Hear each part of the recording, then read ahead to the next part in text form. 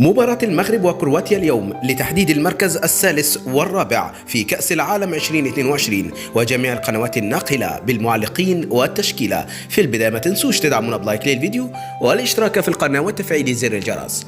يفتح استاد خليفة الدولي أبواب لاستضافة مباراة قوية تجمع بين منتخب المغرب ومنتخب كرواتيا اليوم، وذلك لتحديد المركز الثالث في كأس العالم 2022.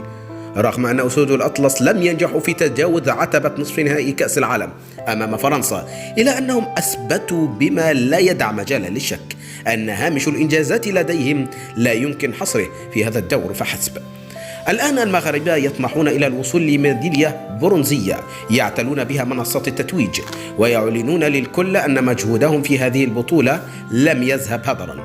لذلك سيكون عليهم مواجهة منتخب كرواتيا العنيد وصيف النسخة الماضية، والذي خسر بثلاثية نظيفة من الأرجنتين في نصف النهائي. متابعينا الكرام، قبل التشكيل منتظرين توقعاتكم عن نتيجة المباراة في التعليقات. أما الآن إليكم التشكيل المتوقع للمباراة كما هو موضح أمامكم بالفيديو.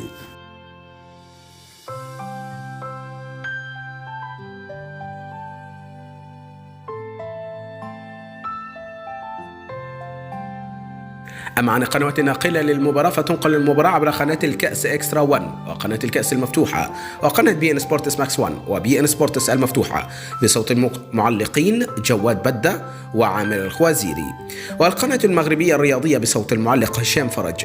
وتنطلق المباراة في الرابعة بتوقيت تونس والجزائر والمغرب، الخامسة بتوقيت مصر والسودان وليبيا ولبنان، السادسة بتوقيت السعودية والكويت وقطر والعراق والبحرين وفلسطين واليمن وسوريا، السابعة مساء بتوقيت الإمارات وسلطنة عمان. نحن في انتظار توقعاتكم عن نتيجة المباراة في التعليقات، ولا تنسوا لايك للفيديو والاشتراك في القناة. دمتم على خير والسلام عليكم ورحمة الله وبركاته.